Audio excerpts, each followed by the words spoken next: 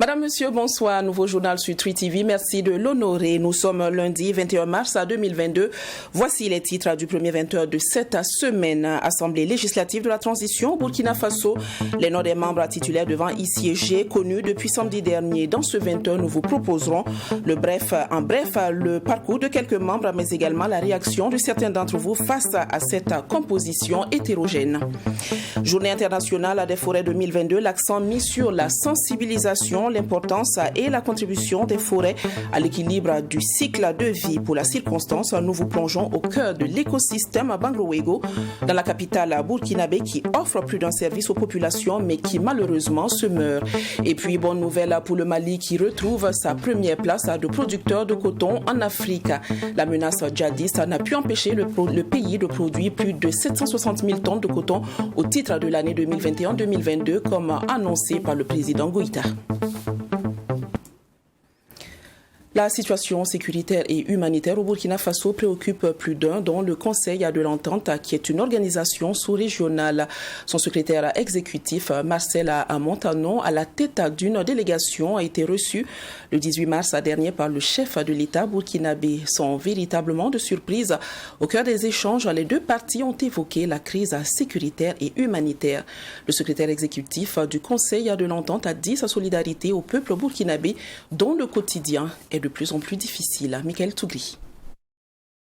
Ce 18 mars, le secrétaire exécutif du Conseil de l'Entente, l'Ivoirien Marcel Montano, a été reçu par le président du Faso, le lieutenant-colonel Paul-Henri Damiba. Au cœur des échanges, les deux personnalités ont parlé de la double crise sécuritaire et humanitaire qui touche le Burkina Faso. Une situation qui préoccupe le Conseil de l'Entente selon son secrétaire exécutif. Vous le savez, le Burkina Faso est un pays membre du Conseil de l'Entente. C'est une famille, c'est un pays frère. Et lorsqu'un membre de la famille est malade, il est normal que nous nous rendions à son chevet pour s'enquérir de son état de santé. C'est ce que nous sommes venus faire. La mission du Conseil de l'Entente, donc, se veut une mission essentiellement humanitaire. Le Burkina Faso a connu de nombreux attentats qui ont touché les populations. Il y aurait plus de 2 millions de déplacés internes au Burkina Faso, avec des besoins en vivre, en non-vivre. Le problème humanitaire est un problème urgent. Au Burkina Faso, la crise a déjà fait près de 2000 morts, aussi bien dans les rangs des civils, des forces de défense et de sécurité que des volontaires pour la défense de la patrie VDP. Elle a également contraint plus de 1 700 000 personnes à la fuite. Le Conseil de l'Entente se dit donc interpellé par la détresse des populations et a tenu à réaffirmer sa solidarité au peuple burkinabé ainsi qu'aux nouvelles autorités. Dans un premier temps, comment exprimer leur solidarité au peuple du Burkina Faso, la solidarité étant un des éléments fondamentaux du Conseil de l'Entente. Et également, voir dans quelle mesure les organisations internationales dont c'est la mission pourraient venir en urgence au secours des populations sinistrées. Nous sommes donc là aujourd'hui pour faire le point avec les plus hautes autorités du Burkinabé. Nous allons avoir une séance avec la ministre des Affaires étrangères et les ministres concernés pour évaluer les besoins en termes de nature, de quantité et le plus rapidement possible mettre en œuvre une démarche de secours auprès du peuple burkinabé. Le Conseil de l'Entente, faut-il le rappeler, regroupe 5 pays que sont le Burkina Faso, le Bénin, la Côte d'Ivoire, le Niger et le Togo. Il a été créé le 29 mai 1959 avec pour mission la promotion des valeurs comme la paix, la sécurité, la stabilité, l'intégration politique et culturelle entre les États membres. Cela fait au moins 48 heures que vous connaissez les membres titulaires devant siéger à l'Assemblée législative de la transition. Une liste de 70 noms dévoilée samedi dernier, 19 mars. Le grand absent de cette représentation est la région du Centre-Nord pour faute de consensus. Découvrez cette liste éclectique dans ce reportage de Abdoulrahim Magneni. Composé de 71 membres, les représentants désignés pour siéger à l'Assemblée législative de la transition ALT sont connus à l'exception du représentant de la région du Centre-Nord, faute de consensus. L'Assemblée législative de la transition ALT comprend des figures très connues de la scène politique. Luc Adolphe Tiao, ancien premier ministre de Blaise Compaoré, il avait démissionné du CDP et créé son parti, le Rassemblement patriotique pour le développement, en novembre 2021. Le parti du dernier premier ministre de Blaise Compaoré n'est ni affilié à la majorité, ni à l'opposition politique, ce qui lui vaut cette destination à l'ALT au titre des partis classés dans la catégorie autre. Pourtant, certains partis avaient contesté sa désignation au regard des actions judiciaires contre lui pour le rôle joué par son gouvernement dans la répression de l'insurrection des 30 et 31 octobre 2014. Âgé de 68 ans et ayant fait ses preuves pendant plusieurs décennies dans la gestion du pouvoir politique, d'aucuns estiment qu'il devrait céder la place à la jeune génération. Autre figure politique, le professeur Abdoulaye Soma, fondateur du parti Le Soleil d'Avenir, il refuse de s'affilier au CFOP et crée l'ONA, opposition non affiliée. Constitutionnaliste et spécialiste du droit international public, il avait condamné par principe le coup d'État contre Roch Kaboré. Il a également été le premier à dénoncer la prestation de serment du président du MPSR, autorisé par le Conseil constitutionnel. L'on a également Pascal Zaïda, figure de la société civile et président de la coordination des organisations de la société civile pour la patrie. Il fait partie des dernières figures de la lutte pour le départ du président Kaboré. Le 27 novembre 2021 et le 22 janvier 2022, Pascal Zaïda et certains de ses camarades avaient appelé à des marches pour dénoncer la situation sécuritaire et demander le départ du président du Faso. Toujours au titre des organisations de la société civile, l'on a le docteur Haruna Louré, médecin de profession. Il a été très critique vis-à-vis de la gestion du régime Kaboré, surtout dans le domaine de la santé.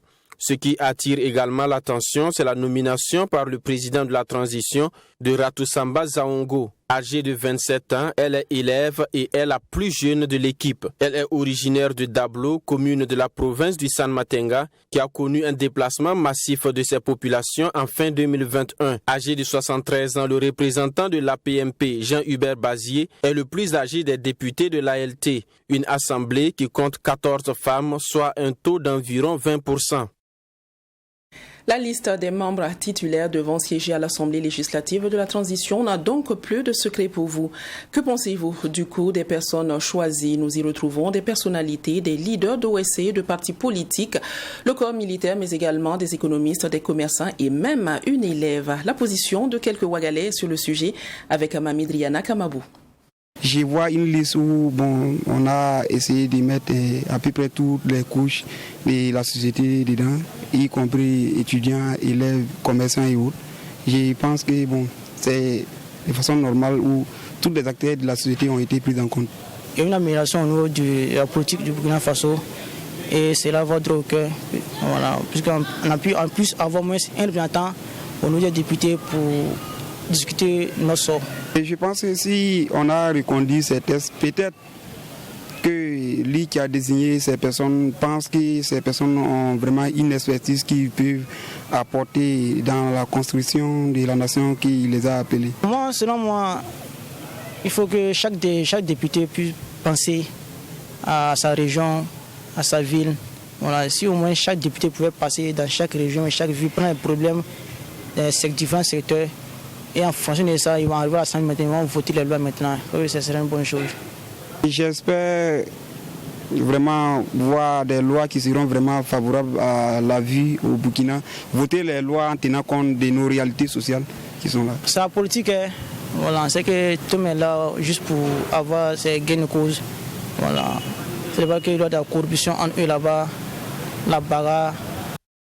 Et puis, les forces armées nationales poursuivent leur réorganisation afin d'adapter leur dispositif aux mutations de la menace. C'est ce qui ressort en tout cas du bulletin mensuel d'information sur les opérations de sécurisation du territoire national. Ainsi, les opérations Yabatenga 1 et Warwego déroulées du 15 février au 15 mars 2022 ont permis de démanteler des bases terroristes et de sécuriser des villages. Le point avec Serge Kabori. La stratégie militaire se déploie au fur et à mesure que nous avançons. Ceci avait été annoncé par le ministre porte-parole du gouvernement Lionel Bilgo à l'issue du Conseil des ministres qui s'est tenu le vendredi 18 mars dernier. Eh bien, c'est une annonce qui semble se confirmer 48 heures après, avec notamment le point mensuel des opérations menées par les forces armées nationales du 15 février au 15 mars 2022. Ce sont au total plusieurs opérations qui ont été menées, dont l'opération Yaptenga 1 qui a été conduite du 15 au 28 février dans plusieurs localités de la région du Nord. Au cours de cette opération qui a duré 2 semaines, plusieurs terroristes ont été neutralisés et 5 villages ont été sécurisés. Des actions de soutien aux populations qui désiraient retourner dans leur village d'origine ont aussi été menées par les unités. Il s'agit essentiellement de missions d'escorte, de ravitaillement en vivres et de distribution d'eau potable. Toujours selon le bulletin mensuel d'information sur les opérations de sécurisation du territoire national, une seconde opération a également eu lieu. L'opération Wawego, puisque c'est d'elle qu'il s'agit, a été menée du 18 février au 1er mars dans plusieurs localités du centre-est jusqu'à la frontière avec le Togo. Les unités engagées ont mené des offensives contre des refuges de groupes armés terroristes. Au moins 2 bases terroristes ont été démantelées et plusieurs dizaines de terroristes qui commettaient des exactions sur les populations ont été neutralisés. Au total, les forces armées nationales ont mené au cours de ces différentes opérations de sécurisation 15 activités aériennes de combat, 23 escortes au profit des populations, 42 opérations de sécurisation de marchés et lieux de culte et 13 engins explosifs désamorcés. Pour ce qui est du cas précis de la ville de Djibo, les forces de défense et de sécurité, toujours selon le point mensuel d'information, conduisent des actions de sécurisation afin d'identifier et de mettre hors d'état de nuire les individus qui menacent les populations civiles. Ces opérations qui sont de diverses natures ont déjà permis de neutraliser plusieurs dizaines de terroristes. L'Association pour le développement économique et social de la région du Nord, ADES Nord en abrégé, a tenu à Waïgouya ce 19 mars son congrès constitutif. Initiative des fils et filles de la région, cette association se veut un outil de développement de la localité qui aujourd'hui est confrontée à la crise sécuritaire. Les membres ont affirmé leur engagement à apporter un appui à l'autorité publique dans les actions de développement socio-économique et culturel de la dite région. Abdoulaye Magnini. Guidés par une seule ambition, celle du développement de leur région, ils sont des opérateurs économiques, employés du public et du privé, à mettre sur pied l'Association pour le développement économique et social de la région du Nord, ADS Nord. Cette association comprend 2 organes principaux, à savoir le bureau exécutif, dirigé par Mahamadi Ouedraogo, et le conseil d'orientation stratégique, dirigé par Mahamadi Savadogo, dit Kadhafi. ADS Nord se présente comme un instrument pour fédérer les efforts des fils et des filles de la région du Nord pour mener des actions de développement. La construction d'infrastructures socio-économiques, le soutien aux initiatives locales de développement. Nous devons être capables de contribuer à la réalisation des aspirations de la population. L'ADS Nord saura être une force de proposition et une force consultative vis-à-vis des pouvoirs publics et des autres partenaires du développement de la région du Nord et surtout un cadre de référence pour la défense des intérêts de notre belle région. Les participants à cette Assemblée générale constitutive ont apprécié cette idée de fédérer les efforts au profit du développement de la région qui, selon eux, regorge d'énormes potentialités, mais malheureusement confrontée aujourd'hui au terrorisme. Ils se disent convaincus que cette union permettra de relever les nombreux défis. Tout ce qui est visé, c'est de faire en sorte donc qu'on puisse participer au développement, à la promotion de notre région, de notre pays, le Burkina Faso. Et je sais que nous allons tous travailler en symbiose et nous impliquer pour le succès de cette association parce que la région du Nord a besoin de tous ses fils pour aller de l'avant. Cette association est la bienvenue et nous pensons que cette association doit continuer dans la durabilité et mettre en place des mécanismes pour qu'il y ait tout le temps de concertation, pour que toute personne, quel que soit ton niveau, quelle que soit ta situation, que tu puisses apporter ta contribution pour que nous soyons solidaires les uns les autres, mais surtout qu'on puisse voir comment on peut mettre en place des mécanismes de développement endogènes qui va booster la région. Séance tenante, les membres de l'association ont fait parler leur cœur. Ils ont offert des vivres composés de riz, d'huile et des cartons de savon, le tout d'une valeur de 100 millions de francs CFA au profit des personnes déplacées internes des 4 provinces de la région. Une manière pour les membres de l'association de joindre l'acte à la parole. Que serait la vie sans végétation? Probablement inexistante. Depuis 2012, les Nations Unies ont identifié un jour pour célébrer, magnifier et prendre conscience de l'importance des forêts dans nos vies. Cette date est le 21 mars de chaque année. Pour la circonstance, nous avons fait un zoom sur le parc Bangroego. Dans la capitale, burkinabé, encore appelé le poumon vert de la ville. Cet espace qui a besoin de plus d'entretien offre plusieurs possibilités aux populations. Maxime Jean-Eudes Bambara et Abdul Rahim Magnéné vous propose une petite virée au cœur de Bangroego.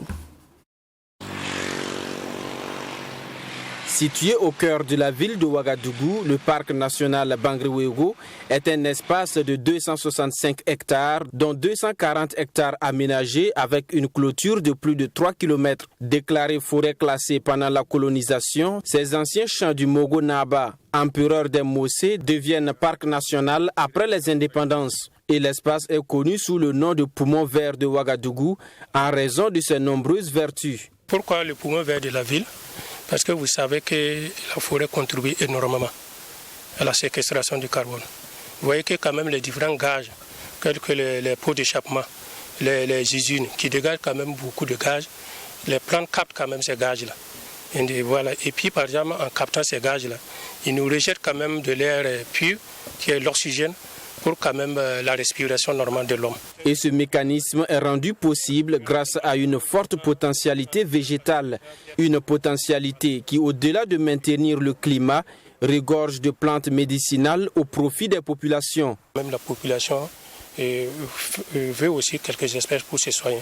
C'est la raison pour laquelle nous, exceptionnellement, nous les autorisons quand même à faire quelques prélèvements pour pouvoir se soigner. Sur le plan scientifique aussi, il faut se dire qu'il y a des gens aussi, avec le support qu'on a, ils viennent quand même pour faire des botaniques, pour faire des herbiers, voilà, surtout les élèves dans classe de seconde, voilà. Et puis, par exemple, les étudiants qui sont en médecine aussi, bon, c'est à travers quand même ce support-là, parce que les médicaments, vous voyez, les médicaments qu'on soit, c'est le premier brut vient de cette nature-là. C'est la raison pour laquelle quand même, beaucoup de gens y trouvent leur compte ici. Le parc national Bangroego, c'est aussi une importante ressource animalière diversifiée. Nous avons quand même des espèces emblématiques telles que l'hippopotame que vous voyez devant nous. Et puis une potentialité de faune aviaire aussi. Nous avons plus de 200 espèces d'oiseaux au sein de ce parc-là. Voilà, y compris aussi des reptiles qui vont des tortues terrestres jusqu'aux serpents, tels que le python de Seba. Au regard de ses potentialités, le parc national attire plus de 150 000 visiteurs par an. Des visiteurs qui apprécient le cadre de cet espace vert. On va juste venir se détendre, se changer un peu les esprits. Souvent, c'est pour venir bosser. Le cadre est idéal, il y a moins de bruit et c'est plus calme. Regarde, voilà. Donc, c'est un cadre, en tout cas très bien aménagé, qui sied le plus, à mon sens, pour les rencontres entre amis. Voilà, donc c'est un cadre très agréable. Donc, il y a une particularité parce que bon, un milieu, une zone humide en pleine ville, voilà, c'est un cadre vraiment idéal pour les rencontres. Et bien qu'il soit un cadre idéal, le parc national Bangroego est depuis quelques années confronté à des difficultés selon Amidou Passéré. Il appelle donc à la rescousse afin de protéger cet espace et le rendre plus attrayant et plus profitable aux populations. Nous avons au moins le milliers de crocodiles au sein de ce parc-là, qui constitue une problématique pour l'environnement, parce que pendant la saison des pluies, nous avons quand même des difficultés pour gérer ces reptiles-là. Tous les canaux sont bouchés et puis débordés. Ça fait que, par exemple, les crocodiles aussi se cherchent. Ça fait qu'en termes d'aménagement, on a besoin de beaucoup d'aménagement pour permettre quand même de vivre quand même dans la tranquillité. Certaines parties, la clôture n'existe même pas. Il y a au moins un tiers de la clôture périmétrale qui n'existe plus. Notons que la gestion du parc a été confiée depuis 2001 à la commune de Ouagadougou. En 2019, le parc urbain Bangrwego est déclaré site Ramsar, donc une zone humide d'importance internationale. Les forêts et une production et une consommation durable, c'est le thème choisi pour l'édition 2022 de la Journée internationale des forêts. Et puis nous passons à la littérature pour les amoureux de la lecture. Il va falloir désormais compter avec ce nom. Maliki Zoré, nouvellement entré dans le monde de l'écriture au Burkina Faso, ce jeune écrivain a procédé à la dédicace de son tout nouveau recueil de nouvelles le samedi 19 mars 2022 à Ouagadougou, intitulé Les caprices du XXIe siècle. Le livre dépeint les maux actuels de la société. Tous les détails dans ce reportage de Fatima Tanikiema. Dépeindre et dénoncer les maux qui minent les sociétés africaines et conscientiser la jeunesse sur son rôle dans cette société. C'est là toute l'ambition de Maliki Zoré en écrivant Les caprices du XXIe siècle, un recueil de nouvelles subdivisé en 10 chapitres. Les caprices du XXIe siècle parce que le monde est inondé de maux et de fléaux et c'est à corriger. Voilà pourquoi le choix des caprices du XXIe siècle et par le titre déjà on peut comprendre le contenu donc de l'œuvre. Constitué de 128 pages, Les caprices du XXIe siècle est constitué d'une vingtaine de thèmes. Des thèmes qui font allusion aux difficultés de l'heure en Afrique et surtout au Burkina Faso. Les thèmes phares, c'est la politique, la religion et la corruption.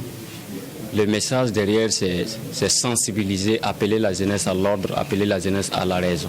Les caprices du XXIe siècle est la première œuvre littéraire de Maliki Zoré. Natif de la commune rurale de Bani, province du Séno, notre auteur est professeur d'anglais et auteur du document intitulé Speak English Alone.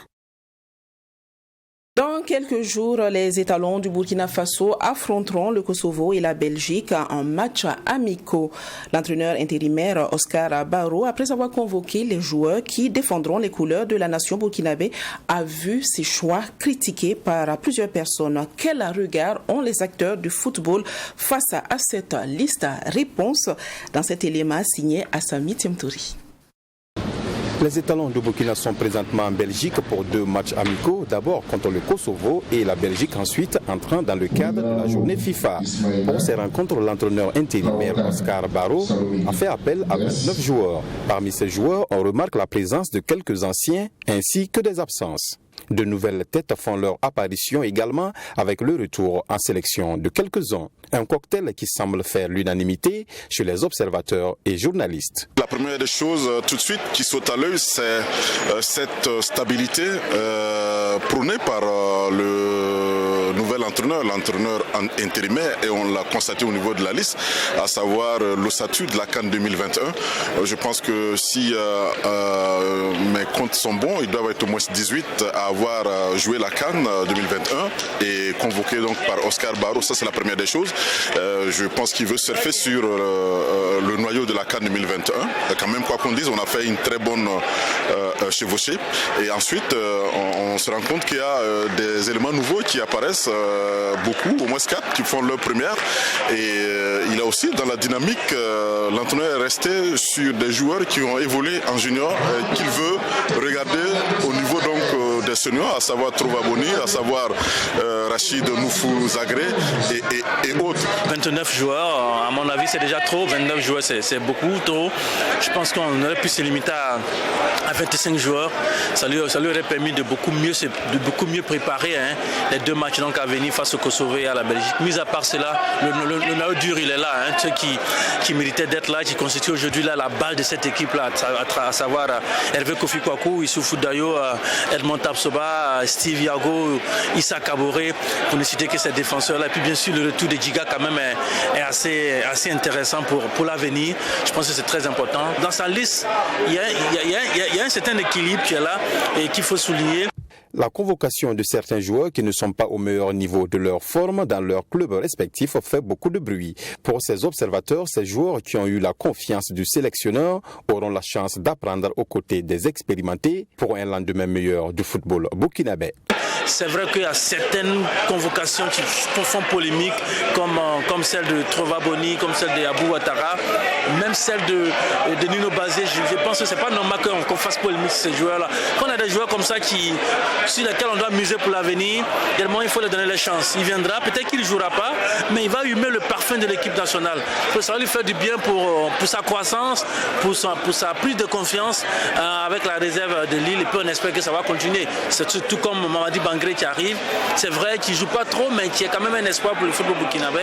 Et l'avoir dans le groupe des étalons, c'est très important. Grosso modo, je pense que la liste d'Oscar Barraud, pour une première, elle n'est pas mauvaise, même s'il y a 2 ou 3 joueurs sur lesquels on peut encore discuter, mais de façon générale, c'est une liste qui est acceptable. Apprendre et acquérir de l'expérience à l'issue de ces 2 rencontres, tel est l'objectif visé. Et avec l'injection de nouveaux joueurs, le Burkina Faso pourra se préparer convenablement pour les échéances à venir. Il s'agit d'évoluer à travers des matchs amicaux avec des thèmes.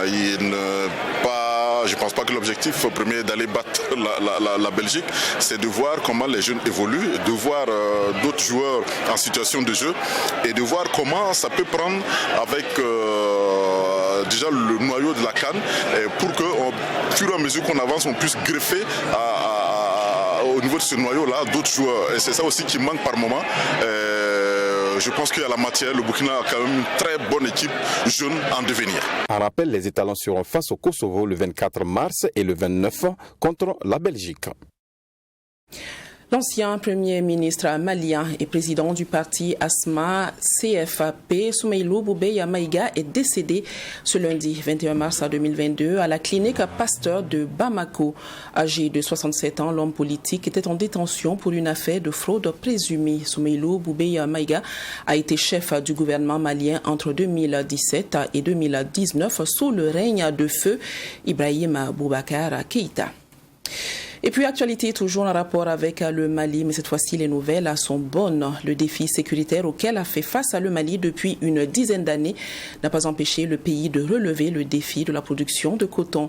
Les efforts des Maliens ont fini par payer puisque le pays retrouve sa place de leader de producteur de coton en Afrique avec une production record de 760 000 tonnes pour l'année 2021-2022. L'information a été annoncée samedi par un tweet du compte officiel de la présidence du Mali. Le Mali redevient premier producteur de coton en Afrique, avec un record de production de plus de 760 000 tonnes au titre de la campagne 2021-2022, a déclaré samedi le colonel Assimi Goïta, président de la transition. Le colonel Goïta s'est exprimé lors de sa visite à Koutiala, à l'intérieur du pays, pour célébrer la fête du coton avec les cotonculteurs de la région. Dans un communiqué, la présidence a souligné que cette performance a été possible grâce au maintien de la subvention des intrants agricoles et l'augmentation du prix du coton graine qui est passé de 250 à 280 francs CFA. En saluant la mobilisation des populations de Koutiala, Assimi Goïta a souligné que le nouveau Mali doit réaliser des grandes choses pour le bonheur de tous les Maliens. Il a exhorté les professionnels d'autres secteurs tels que la santé, la sécurité ou encore la justice à s'inspirer des producteurs de coton. Le président de la transition a invité ses compatriotes à l'unité pour sortir le pays de la crise. Il a déclaré en ces termes « Je souhaite que quand un Malien a des problèmes, les autres se mobilisent ». C'est la fin de cette édition, mais pas la fin de nos programmes, puisque tout de suite, Bessogré John William Somda vous retrouve pour votre magazine Sport 3. Je vous donne rendez-vous demain à 20h, Dieu voulant. Bonsoir.